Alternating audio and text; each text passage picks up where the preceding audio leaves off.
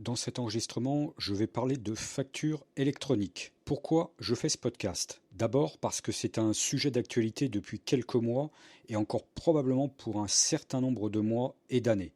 Ensuite, cela répond à un besoin de clarification pour moi, mes clients et prospects, les personnes qui me suivent et surtout la communauté ACOP. Et j'ai d'ailleurs eu un certain nombre de questions à ce sujet déjà et j'avais indiqué que je répondrais lorsque j'aurais suffisamment d'éléments. Et aujourd'hui, c'est le cas. Et enfin, c'est surtout pour vous expliquer simplement ce que j'en ai compris en général et pour Dolibar avec ma vision de professionnel de l'organisation des petites entreprises. Sans transition, passons à la première partie, ce que j'ai compris de la facture électronique en général. Alors, premier point, qu'est-ce que c'est?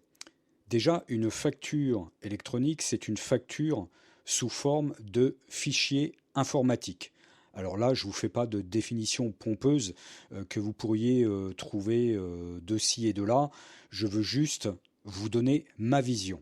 Alors vous allez me dire, mais je fais déjà des factures sous forme de fichier au format PDF que j'envoie par mail. Oui, mais la facture électronique prévue par la loi, c'est pas une simple facture sous forme de fichier PDF.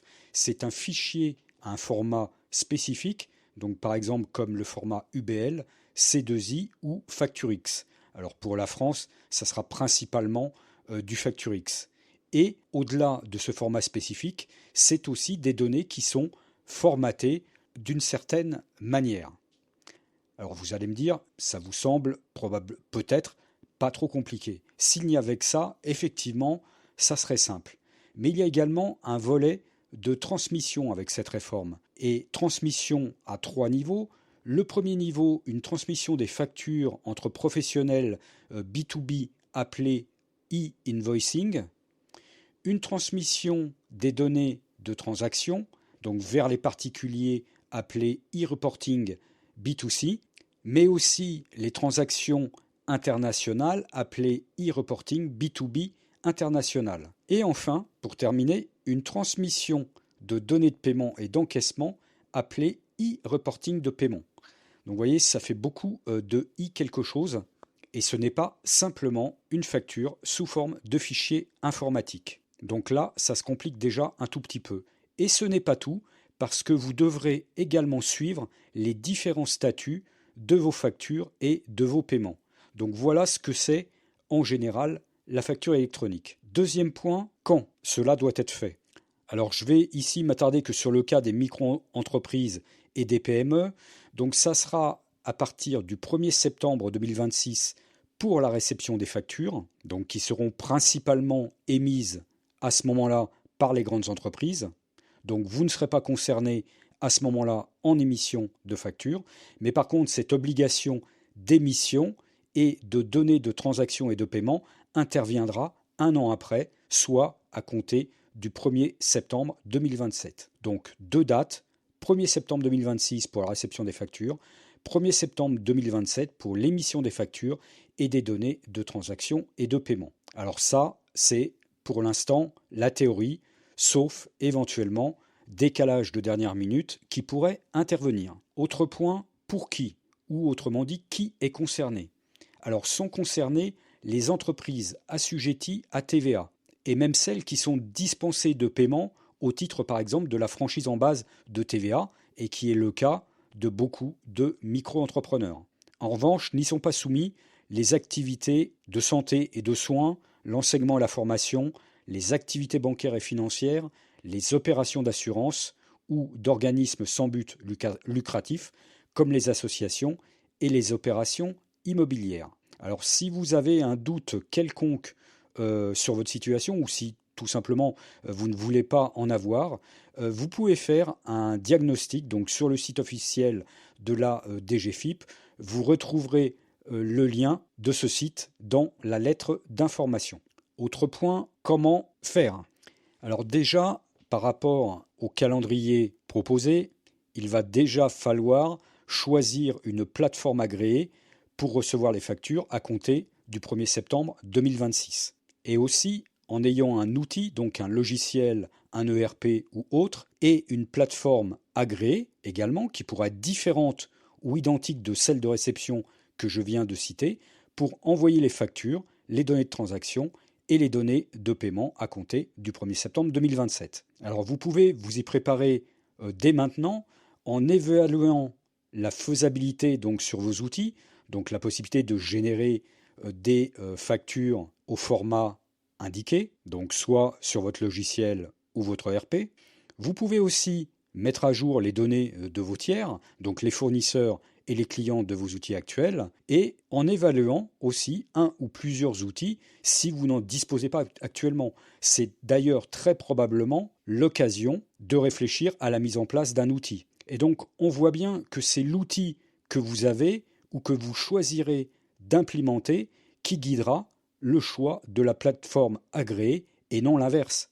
Vous n'allez pas choisir une plateforme agréée et ensuite adapter votre système à cette plateforme. Ça ne sera d'ailleurs peut-être pas possible si la plateforme que vous avez choisie n'est pas compatible avec l'API prévue par la norme AFNOR. En ce qui concerne la transmission de l'intégralité des données à compter du 1er septembre 2027, je vous recommande franchement de le faire à l'aide d'un outil informatique. Le faire manuellement, ça paraît aujourd'hui très compliqué, sauf si vous n'avez vraiment pas beaucoup d'opérations et que vous souhaitez les saisir dans une interface web qui devrait être fournie par des plateformes agréées. Donc ça, c'est une information fournie par la DGFiP, mais aujourd'hui, aucune solution n'existe à ce jour. Donc, si vous avez un volume un tant soit peu significatif d'opérations, c'est-à-dire que si vous dépassez une ou deux factures par mois, vous gagnerez à être équipé d'un outil qui vous permette de transmettre aux plateformes agréées. Et par contre, il faut donc se lancer dans la préparation maintenant, sans plus tarder. Autre point, et vers les administrations publiques, parce que là, pour l'instant, on parle de facturation électronique B2B, donc entre entreprises privées. La facturation électronique vers les administrations publiques existe depuis 2017. Et c'est d'ailleurs à cette occasion que le format Facture X a été créé. Actuellement, si vous êtes dans ce cas, vous devez probablement transmettre vos factures par une plateforme qui s'appelle Chorus Pro. Donc ça, vous pourrez continuer à le faire comme vous faites actuellement ou transmettre avec la plateforme agréée que vous aurez choisie. Autre point, les ressources. Alors j'en vois deux. Premièrement, le site officiel de la DGFiP, qui est une mine d'informations, et la communauté ACOP, dans laquelle je mets au fur et à mesure toutes les ressources intéressantes que je trouve, et vous y trouverez d'ailleurs notamment les liens vers les normes AFNOR qui ont été publiées. Bon, c'est pas très très facile à lire, mais au moins vous avez les textes officiels. Donc je vous mettrai ces deux ressources, donc les liens de ces deux ressources, dans la lettre d'information. Alors j'en profite également pour faire l'instant promotion. Donc derrière chaque retour d'expérience se trouvent des liens, des visuels et ou des ressources plus détaillées que je ne partage que par email. Donc je vous mets le lien de la lettre d'information en description. C'est le raccourci indispensable pour passer de l'écoute à l'action. Revenons maintenant au sujet qui nous intéresse. Alors, en dernier point, de ce que j'ai compris en général, je voudrais vous citer l'exemple belge. Depuis le 1er janvier 2026, la Belgique a imposé la facturation électronique structurée pour toutes les transactions entre entreprises assujetties à la TVA. Donc, c'est ce qui correspond au B2B qui est prévu pour la France. Donc, soit l'équivalent de notre seule réforme e-invoicing en France à compter du 1er septembre 2027. Alors il n'y a pas, pour l'instant en Belgique, d'e-reporting de transactions ou de paiement. Alors la question qu'on peut se poser, c'est est-ce que tout s'est bien passé ? Eh bien visiblement non. D'après mes recherches, les entreprises et les experts comptables belges ont rencontré un certain nombre de problèmes que je vais vous expliquer maintenant. Alors le premier problème, c'est une confusion sur la nature de la facture électronique. De nombreuses entreprises indépendantes pensaient pouvoir continuer l'envoi d'un fichier PDF par email et ce n'est pas le cas. La loi belge exige désormais un format structuré, donc UBL XML, transitant par le réseau PayPal. Certains logiciels, ERP ou de comptabilité, n'était pas totalement opérationnel au 1er janvier en raison de la publication tardive de certains arrêtés royaux précisant les modalités techniques. Donc ça, c'est le deuxième problème qui a été rencontré. Troisième problème, la surcharge des cabinets comptables. Les experts comptables donc font face, depuis le 1er janvier, à un afflux massif de demandes d'assistance pour le paramétrage des accès PayPal et de la mise à jour des bases de données clients, comme par exemple le nettoyage des numéros de TVA ou d'autres informations. Et enfin, dernier problème rencontré, la complexité des nouvelles règles d'arrondi. L'application stricte de l'arrondi de la TVA sur le montant total et non plus ligne par ligne a causé des erreurs de calcul dans certains systèmes de facturation non mis à jour. Donc face à ces difficultés rencontrées, donc qui peuvent impacter gravement la capacité des entreprises à facturer, à encaisser et à déclarer la TVA, donc qui là est un problème donc pour l'administration fiscale belge. Donc l'administration fiscale a instauré sous condition une période de grâce de 3 mois, soit jusqu'au 31 mars 2026. Est-ce que ça va suffire? L'avenir le dira ou pas.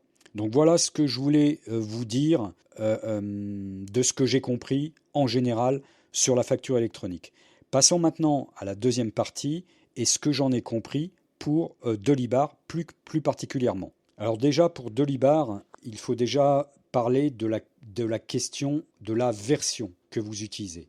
Donc la version 18 LTS est indiquée comme la version minimale pour supporter la réforme de la facture électronique. Donc si vous êtes sur une version antérieure, il faut déjà au préalable prévoir la mise à jour donc des versions dans les conditions habituelles. Alors ce qu'il faut aussi dire, c'est que Delibar a déjà presque ce qu'il faut. Le seul point manquant est la connexion aux plateformes agréées. Alors là, c'est normal puisqu'elles sont en cours d'immatriculation et qu'elles ne sont pas encore opérationnelles.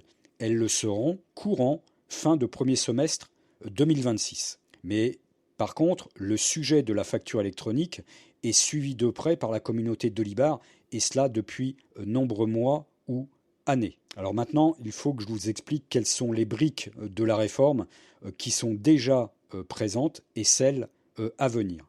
Premier point, les données des tiers. Alors les données des tiers figurent déjà normalement dans les fiches tiers que vous avez dans votre instance installation de Delibar.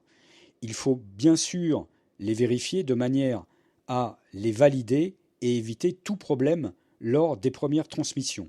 Alors les points de contrôle qui me semblent importants, c'est le nom, les adresses, donc de facturation et de livraison, le code postal, la ville, le pays, mais aussi le numéro SIREN et SIRET et de TVA intracommunautaire.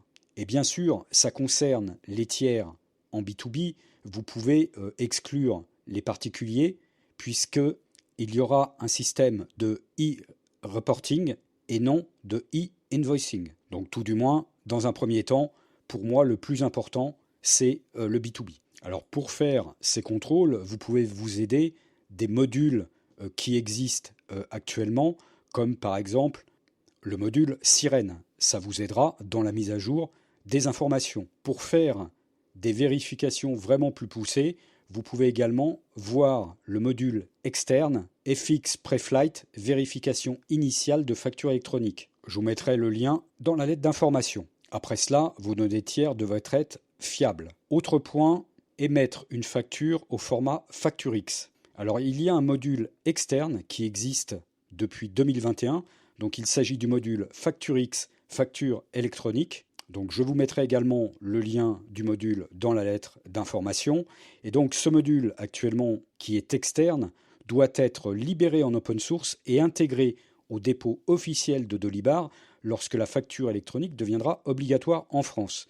Alors je ne sais pas si ça sera au 1er septembre 2026 ou au 1er septembre 2027. Mais j'imagine que pour éviter tout problème, ça sera normalement à la première date en 2026. Autre point ou brique, le module multiplateforme agréé. Alors la connexion aux plateformes agréées pourra se faire à l'aide d'un module multiplateforme, donc capable de se connecter à plusieurs plateformes du marché, principalement donc pour celles qui répondront aux conditions de l'API normée.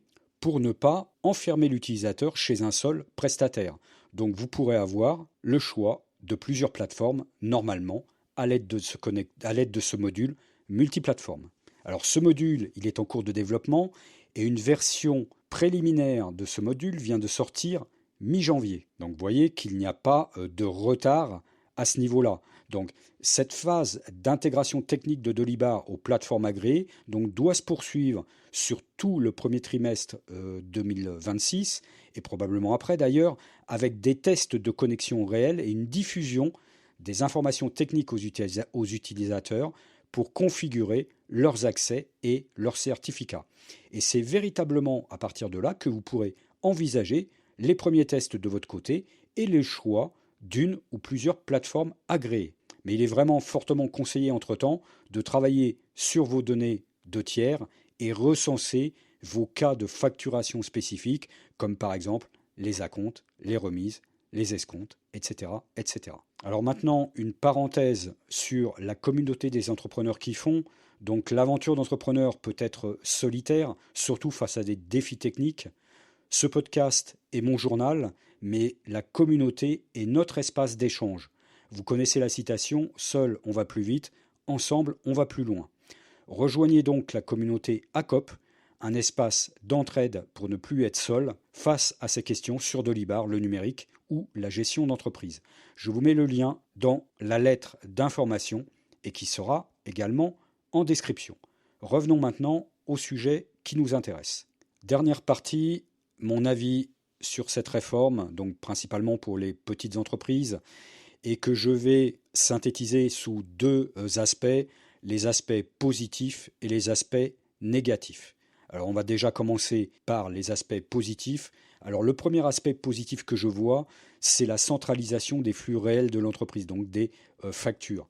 Fini le casse-tête de la collecte des factures fournisseurs qui arrivent soit par email, soit par courrier postal, sur un compte web qui nous prévient ou pas, et en fin de mois ou en fin de semaine pour la compta, d'être obligé d'aller à la pêche aux factures.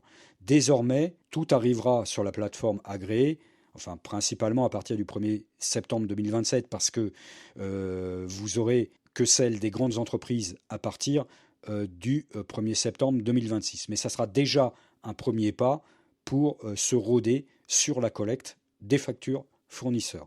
Le deuxième aspect positif que je vois, c'est l'incitation à la mise en place d'un ERP et à la réalisation de la comptabilité courante de l'entreprise. Un ERP permet justement de centraliser les flux et les informations d'une entreprise.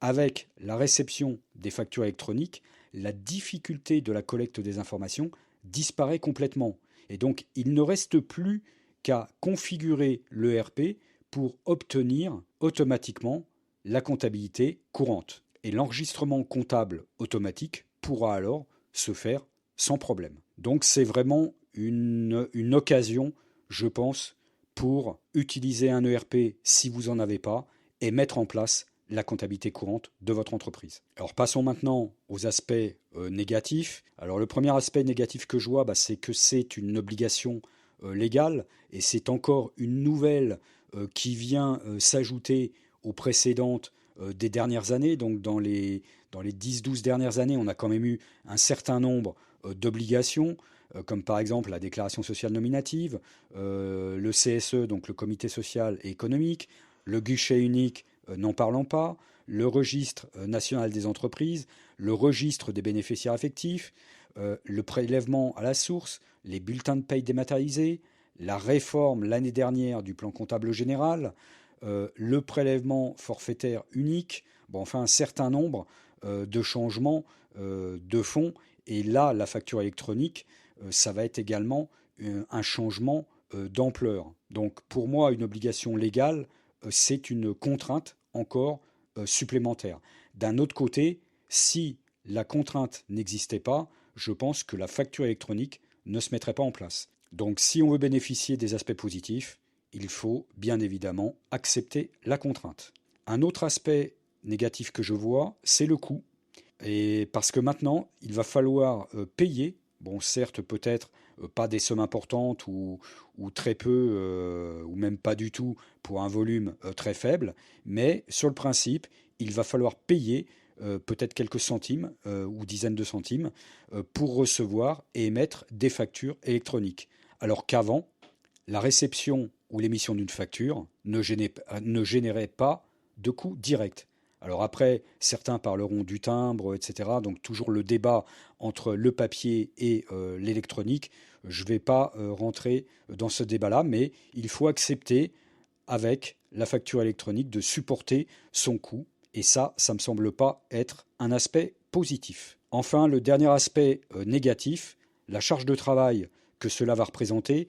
Déjà, il va falloir comprendre la réforme. Pour cela, j'espère que le présent podcast vous aidera à comprendre ce qui se passe. Après, il va falloir préparer la réforme, la mettre en place, prendre des nouvelles habitudes de travail, contrôler ce qui va se passer, et il y aura certainement des erreurs à corriger dans un certain nombre de cas. Donc, au global, énormément de temps nécessaire à passer, mais au final, je pense vraiment que c'est un mal pour un bien, parce que ça fait un certain nombre d'années que j'utilise un ERP, et franchement, par rapport à mon organisation antérieure avec des factures sous un traitement de texte ou un tableur et un logiciel de comptabilité par ailleurs et une saisie manuelle de toutes les opérations, je peux vous dire que le fait d'être passé à un ERP comme Dolibar, c'est vraiment un gain de temps et une sécurité phénoménale. Je vous remercie de votre écoute et je vous dis à bientôt pour le prochain enregistrement.